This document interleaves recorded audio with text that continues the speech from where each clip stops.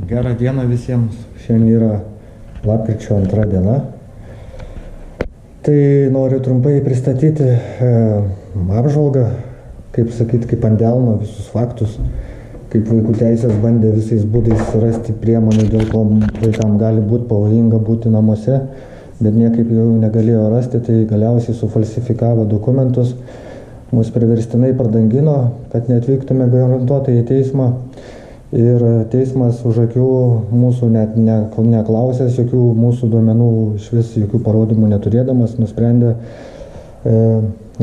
skubos tvarka atimti vaikus, iš tikrųjų nežinodamas jokių faktinių aplinkybių, išskyrus tai, ką pateikia vaikų teisės, tai yra Deivido Eiduko protokolų sudarytojas ir Andželikos Vižbanevičienės vadovaujamas skyriaus darbuotojai su, kaip tenai vadinasi, tai pasakysiu, Indrė Presaitė, ir kuri mus priverstinai pradangino ir paskui už 48 valandų atėjo su policininkais ir su kažkokiu popierium ir pagrobė, atskyrė vaikus nuo tėvų.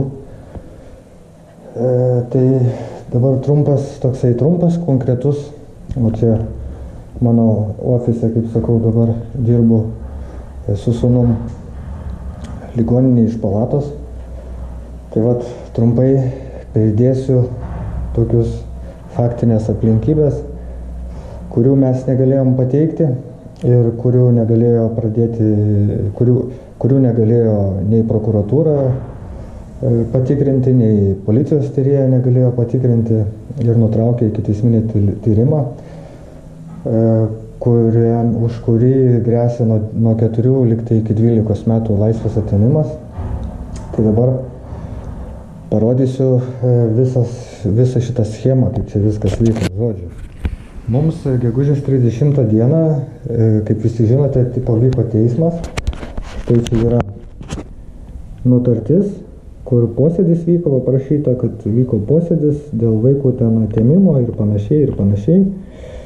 Ir šitam posėdį mes nedalyvavom, dalyvavo kažkokia advokatė, kurios mes nesame nei girdėję, nei matę, nei nieko. Iš vis, advokatė mums paskyrė vaikų teisų specialistai, mums paskyrė advokatą, vaikam paskyrė advokatą ir taip toliau. Toliau dar, kaip yra parašyta šitam nutarty, kad vaikų paėmimas iš jiems nesaugios ir nepriimtinos aplinkos yra tik prevencinė priemonė ir nesukelia negrąžintamų padarinių. Taip parašė teisėja. Čia nėra ką daug čia. Vaiko paėmimas iš šiuo metu jiems nesaugios ir nepriimtinos aplinkos yra tik prevencinė priemonė ir nesukelia negrįžtamų pasekmių. Toliau.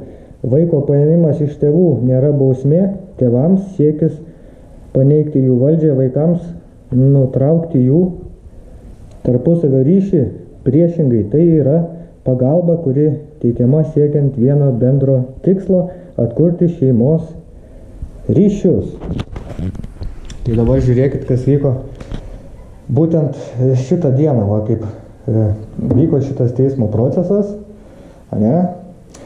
Tai būtent tą dieną, kaip čia rašo, 10 valandų 14 minučių, pas mus atvyko nekilnojamo turto ten tie visi agentai, antstoliai visokie, jie tenai, aš tai matau, kad čia buvo visiškas cirkas, visiška manipulacija ir, atvažiavo jie, tai tenai norėjo mus iškeldinti iš buto, jau jie bando tai daryti nuo 19 metų, nes pagal sutartį buto nuoma yra 65 eurai, o šiandien reikia mokėti 195 eurus, tai tos pinigus norėtume permoką susigrąžinti dar prie viso to pačio, bet eidame prie esmės. Tai žodžiu, greitoji pagalba gavo iškvietimą, kad, kaip čia teigia Jurgita Vasiliauskienė iš nekilnojamo turto skyriaus, kad vyras sąmoningas, kvėpuoja, negalojantis žmogus blogai, išbalęs ir taip toliau. Tai čia vat yra faktinės aplinkybės, čia yra data, laikas, kur atvyko. Ir va čia vat yra parašyta, aš nežinau, kad čia 35 metų vyras, čia nežinau, su kom tai susijęs su mūsų įvykiu. Ant pauzės galėsit pasiskaityti. Va, žodžiu, pagalbos teikimo protokolas. Psichikos ir elgesio sutrikimas, bandymas nusižudyti. Tai va, pagal tokį makaroną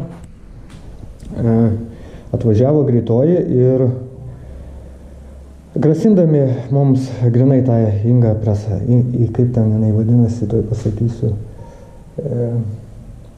Žodžiu, Preisaitė, tokia vaikų teisės specialistė, kuri dalyvavo ir tam paradui atiminėjant mūsų atskiriant vaikus. Jinai sako, arba jūs važiuojat, arba mes surakinsim jūs antrankiais, o vaikus vešim atskirai, tai kad išvengtų tų tipo galimybių, jūs spręskite, nes ar taip važiuosit, ar per jėgą, ar ne per jėgą. Jie buvo ginkluoti, mes nelabai norėjom ten iš vis nei važiuoti, nei ką, bet pasakėm, kad važiuojam prieš mūsų valią, kas yra ir patvirtinta dokumentuose, kur yra parašyta, kad gegužės 30 dieną asmuo pavadinimu Mindaugas Vilčinskas buvo atgabentas į Kauno klinikas, o čia Lietuvos sveikatos klinikas, 13-16 skyriuje ir toliau parašyta, pacientas atvyko dėl vaikų teisės ir nekilnojamo turto agentūra grasinimo atimti vaikus ir turtą. Pacientas yra atsisakęs Europos pilietybės, neturi asmens kodo, skausmo skalė, silpnas skausmas 0. Žodžiu, tada aš tenai vaikus žiūrėjo, lygiai taip pat vaikus klausė, pas mus klausė daktarai, kuom skundžiate, sakau, mes nieko nesiskundžiam, mūsų atvežė čia per prievartą. Ir tada vaikų teisų specialistai apžiūrit, davai, pradėjo ten aiškinti, komanduot kaip generolas koks.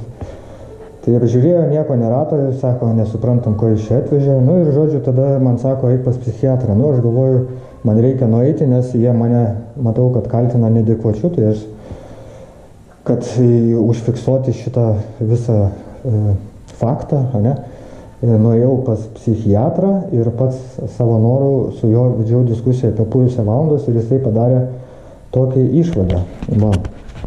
Išvada jo buvo tokia. Psichikos būsena sąmoningas, teisingai orientuotas savyje, vietoje laikė į klausimus, atsako pagal prasmę, plėtoja savitus įsitikinimus, nuotaika vidutiniška, emocijos stabilios, mąstymas vidutinio tempo, dėmesio koncentracija pokalbiui pakankama, kliedesių, haliucinacijų, suicidinių tendencijų tyrimo metu nekonstatuota. Šiuo metu duomenų iš psichikos ir elgesio sutrikimų nėra. Tai va. Tai čia yra toksai dalykas ir paskui lygiai taip pat buvo ir asmuo pavadinimu Inga Vilčinskienė, irgi lygiai tą pačią dieną, nu mes kartu ir vaikai mūsų, mane, Paulius Lūna ir Benas mažamečiai, lygiai taip pat buvo tenai nuvežti ir galiausiai kreipiausi dar kaip mūsų laikė kalėjime, teko išmokti CPK, BPK ir BK ir CK ir žodžiu parašiau tada aš tos visus pareiškimus generalinė prokuratūra. Generalinė prokuratūra persiuntė tyrinėti tai pačiai į tą patį Žaliakalnio, į Santuokos komisariatą.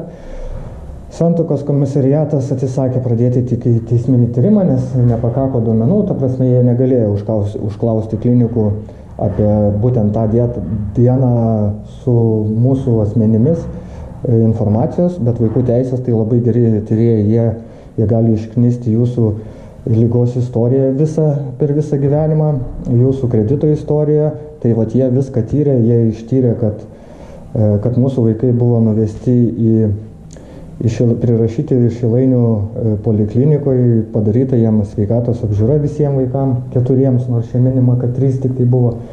Nu ir žodžiu, finale yra parašytas dabar pareiškimas. Jisai parašytas spalio 30. Čia vakas pildė parašyta. Ir čia parašyta ir išdėstyta visa informacija, aš gal nelabai skaitysiu, nes tingiu. Čia yra pirmas lapas. Čia pridėjau aš policijai visus šitus dokumentus. Ir va čia va, pagal mano numatytą nusikaltimą, tai aš juos kaltinu būtent šitais. Manau, kad šiuose vaiko teisių atstovų veiksmuose akivaizdžiai yra nusikalstama veikų numatyta 101.1, 101.2, 101.3, tai yra priverstinis dingimas, vaikų atskirimas ir kankinimas. Tai va, tai dabar šitą visą pridavėm, dabar žiūrėsim, kaip jie reaguos į jį, ar jie vėl nieko ten nematys, ar matys, tai sužinosime visi. Ir dar dabar turiu paskutinį šitą dalyką, tai yra teismas mums bus va. Čia kur bus ir kokiam kabinete, tai galėsit ateiti aplankyti, pasižiūrėti, mielai visus kviečiam, kam įdomu. Tai tiek šiandien, va toks trumpas video ir ačiū visiems, kas padėjot, be jūsų mes būtume sunkiai ar galėję kažką iki tokio lygio pasiekti. Tai tiek viso.